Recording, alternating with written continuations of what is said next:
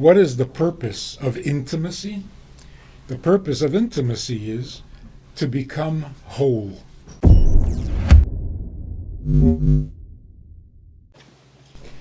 What is the attraction between men and women? What does a man need a woman for, and what does a woman need a man for? The old answer, the traditional answer was for sex. But that's not a good answer, because it doesn't take a man and a woman. What is unique about a man-woman relationship that doesn't exist anywhere else? If we don't know the answer to that, we're pretty clueless about life itself. So what does the Torah say about men and women? You look right at the beginning of Bereshis. The Torah says that man and woman were really one person, right? Male and female. God divided them, separated them into two people. And then the Torah says, Al Kain, right after they were separated, it says, Al Kain, Yazev Ish es Aviv es Imei. That's why a man should leave his mother and father and cleave to his wife and become one flesh. That's the story. The story is that male and female are not meant to be separate. The original human being was both. So when they got separated, we think, oh, that made them normal. Because to be male and female, that's a little weird.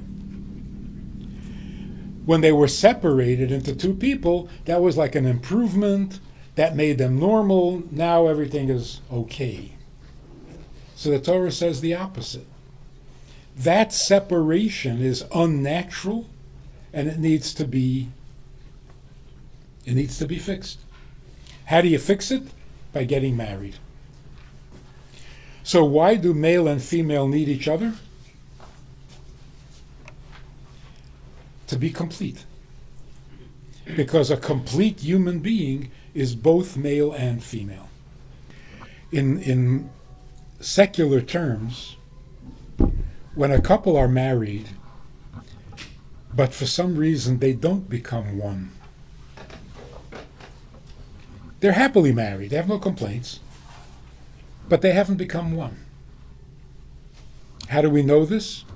Because if you speak to them individually, they will tell you that they feel completely alone in the world,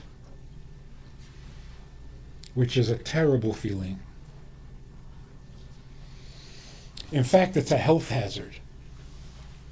In England, they appointed a man in the Ministry of Health. They appointed a guy to be the Ministry of Loneliness, because they realized that feeling alone actually undermines your immune system, and you become vulnerable to all sorts of diseases.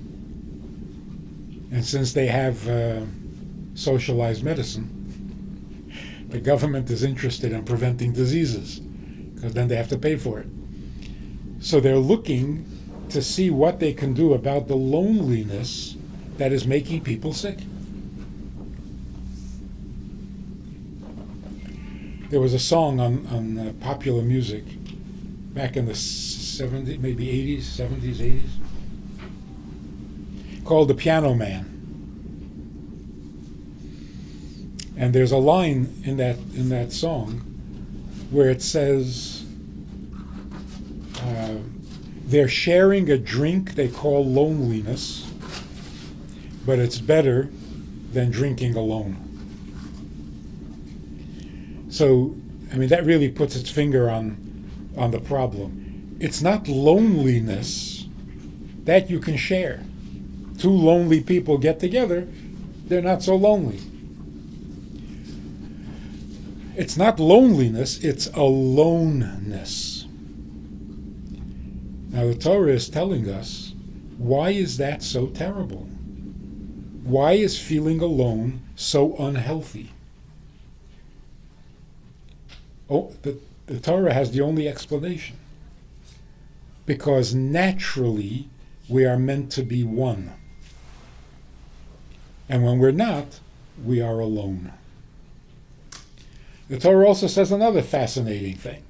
Therefore, you have to leave your mother and father to become one with your spouse. Why can't you be one with your mother and father? You can't. Because they have each other. You're number 3, not number 1. And if they don't have each other, then you're not even a number. And with your children, the same thing. You're not one with your children because you have each other. Children are number 3 or 4, 5, 6, 7, 8. So where do you get to be one? Only in marriage. That's called intimacy. Intimacy means I shed my boundaries. I don't remain me. I meld or melt into you. So if we can get past our surface tension that keeps us separate, we will naturally merge and become one because that's our true nature. So intimacy is the result of a process of elimination. Remove all things that come between you and keep you separate, and you will naturally become one. Here's the shocking thing. What keeps you separate? Even in a good marriage, what keeps you separate? You ready for this? Ego. Yes. The two things that are killing marriages because they prevent intimacy is love and sex. Love is the big villain. You marry each other for love. That's something that is keeping you apart. You both want love. Intimacy means I want you, not your love. So when love becomes a thing, it ruins the intimacy. And the proof is, if the love goes, there is no relationship. There's nothing. We fell out of love, so we divorce. Is there nothing more to your relationship than love? So think of it this way. A man says to a woman, I love you for your money. And I want to marry you for your money. Is that offensive? I mean, if she really has money, why is that offensive? You have what I need. Isn't that a good shidduch? It's offensive because when a man says, I want to marry you for your money, listen to what he's really saying. He's really saying, can I just have the money? Probably not, huh? I'm going to have to marry you to get the money. Okay, I'll marry you. You see how offensive it is? Ideally, in a perfect world, you would just give me the money. But nothing's perfect in this world, so I'm going to have to marry you. It is really offensive. Which is very similar to saying to God, I just want to get to heaven. I want to go to Gan Eden. Will you just let me go to Gan Eden? No, huh? No. I'm going to have to do mitzvahs and keep laws. Fine, if that's what it takes. It is so offensive. So this couple come to the Chabad house in Minnesota and they say, we are very much in love with each other. We'd like to get married. Would you do the wedding? I said, you're in love? They said, yes. I said, too late. Now you can't get married. You're marrying for love, which you already have. So why marry? The only reason you're getting married is because you want the love. Well, you already have it. Getting married will just mess it up.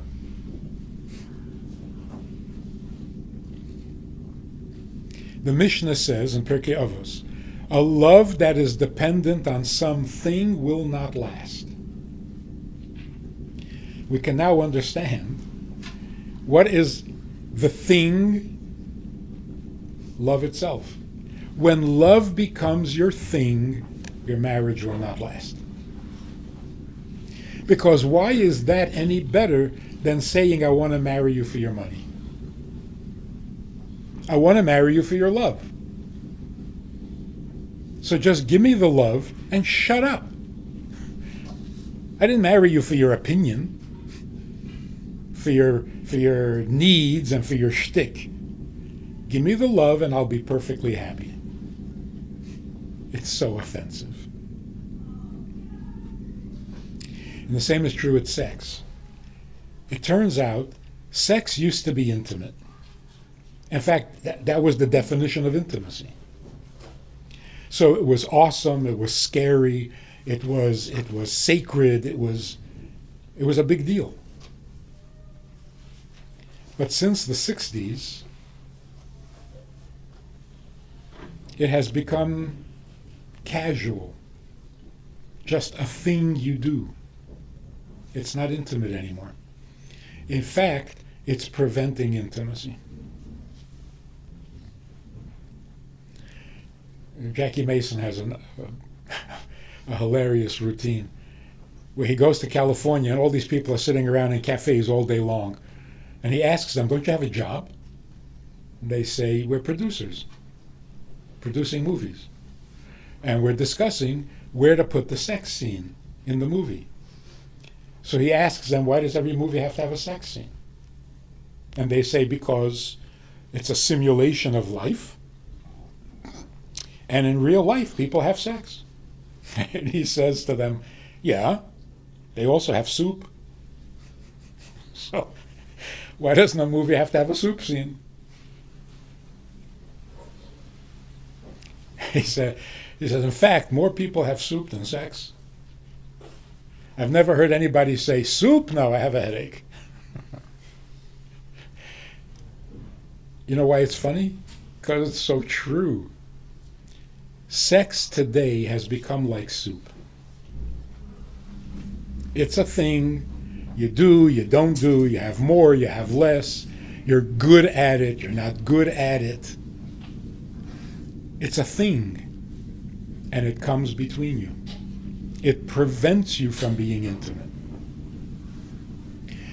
And the proof of it is, after a couple have been what should be intimate, it's quite common to ask each other, how was it? How was it? You just did something really intimate, and you're referring to intimacy as an it. There was no it, there was just us. So you're really asking, how was I? How was the performance? It keeps you separate. And so separate that you actually have to ask, as if you weren't even there. Because during the pleasure of just sex, you're experiencing your own feelings, you're in your own universe, and you have no idea what's happening with the other. What is intimacy? Intimacy means remove all things. Get past things. Connect to a human being, not to something about that human being. So one of the most important things, practical, that enables intimacy is darkness. For some reason, universally, everybody knows you're intimate at night. Why? Because intimacy thrives in the dark, when you can't see anything. When you can't see anything, and you're not hearing anything, because there's no music, there's no television, there's no distractions, you see nothing, you hear nothing, and you say nothing. That allows you to get past all things and really connect to each other. And when you do that, even once, you truly become bonded, and separation will feel like an amputation.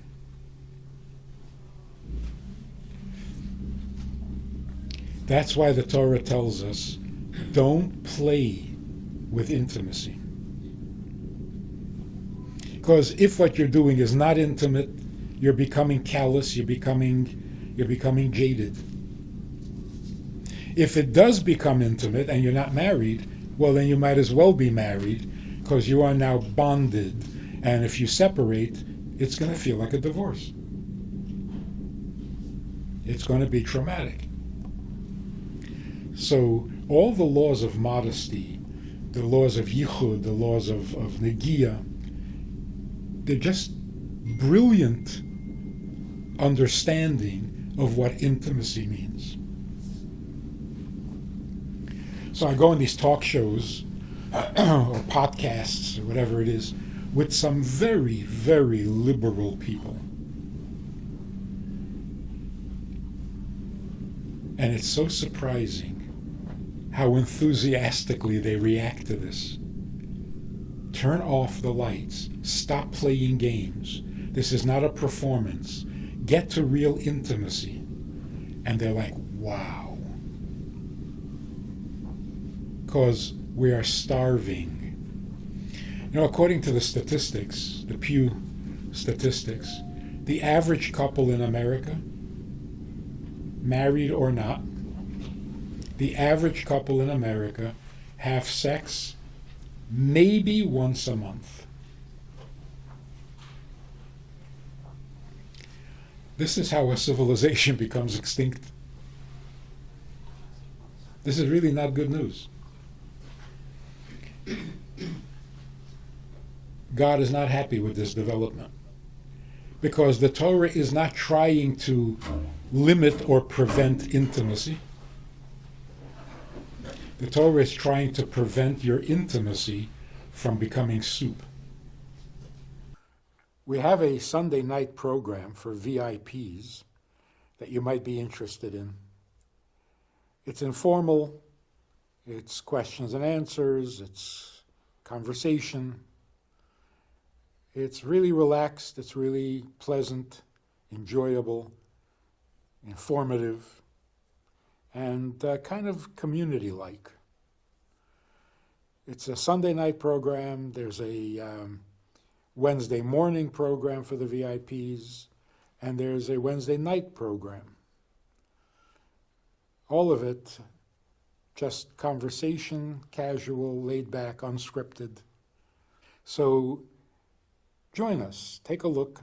Click the link below and see which of the three suits you best, and join us for some enjoyable conversation.